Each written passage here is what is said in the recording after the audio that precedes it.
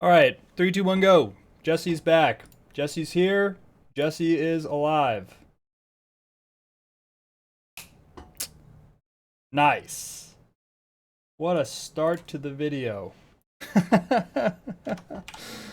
I did not plan for that. I don't know what that was, but if it has to do with what we're going to talk about, I'm in trouble. Controller. Save. Okay.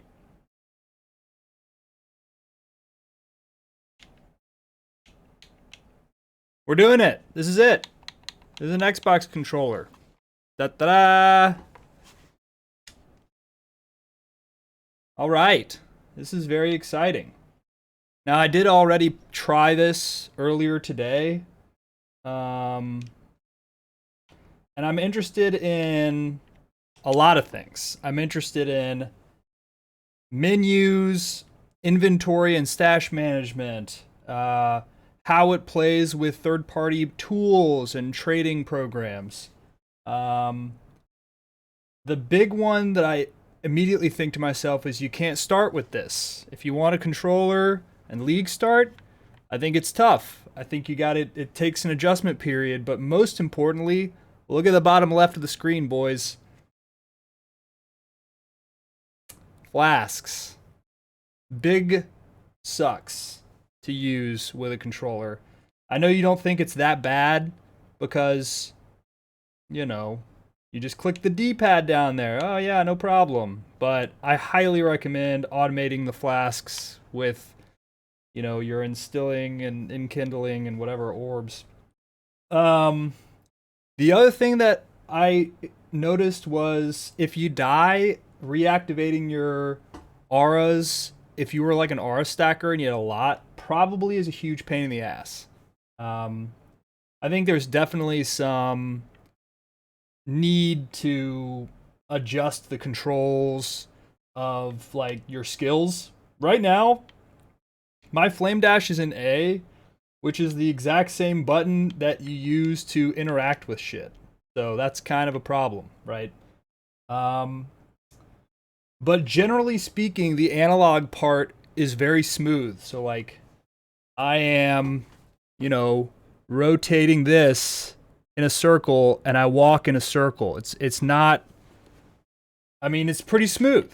I like it. I really do like it. And I immediately think of games where you can use the right analog stick to change the camera and pan the camera. Obviously, that's not the case. This is a isometric action RPG that requires a lot of inventory management and items and gear and menuing, right? And the fault in controllers is almost always menuing. So here's just a quick look.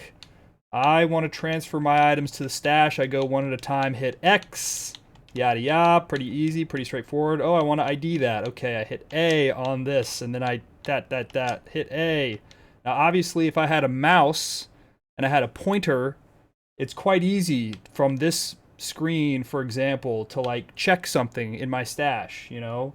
I go over and then I just mouse, but here I have to get all the way over there, you know? I mean, I think that the controls right now are good. I mean, I'm not complaining about the way that they have it set up yet. I haven't used it that much yet, but I think the quality of life is going to be a huge difference because one thing I could never do that I want to be able to do is watch something on this monitor, play the game on this monitor, and be able to just, ooh, that is what I want. So let's go to Delve, baby. Let's try it. Let's do it. Subterranean chart. Let's go somewhere. Let's go here. Delve is a very good controller support thing to do because you don't have to interact with anything. All you do is hold down your spin to win. That's it. And I can't decide if I like the health and energy shield being in the top left. I don't know if I like it. it feels very weird. It feels very different, you know? Also, I gotta activate my blood rage by hitting, you know, left trigger. It's very new. This is very new. And look at the middle of the screen. Look at that shit all across the middle. Endurance charge, flask, you know, consecrated ground, whatever. All that stuff. I know there are menu options where you can hide some of that, but I generally like to see what is affecting my character, and that takes up a lot of space on the screen. But I don't know how they could improve it without making the icons smaller. I just don't know. I'm going to use my molten shell. Oh, I used to be able to just click the mouse. It used to be the same as move. But now I have to click B for molten shell. Is that shitty? No, not really. Fine. I don't really care. But what about this? What if I want to drop a stick of dynamite and delve? I have to hit left and right trigger at the same time. And I can't use any of my shit while I drop a flask. I mean, while I drop a flare or a stick of dynamite, you know?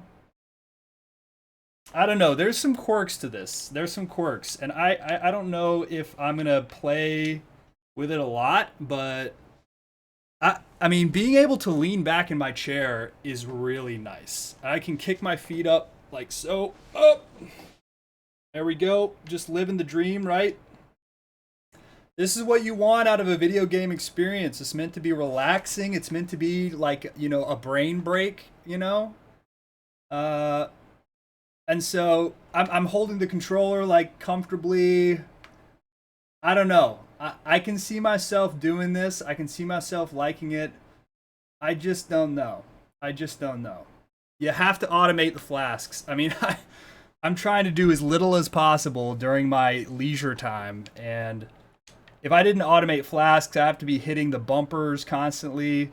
I can't even really tell when I'm about to die. I mean, you look at the top left, you see I'm so adjusted to looking in the bottom left. But I mean, I think I'm going to die more with a controller. Not because my character is worse, but because I'm not paying attention as much. But I don't know. It's weird, guys. It's weird. I don't hate it. I don't hate it. Am I going to do it full time, full stop? I don't know. But if you have any questions about it or have any suggestions, you know, throw me a comment, I guess. But this is pretty chill. I mean, this is pretty chill experience. You know, I'm literally holding down X and just vibing. You know, I don't. This is a very low effort gaming.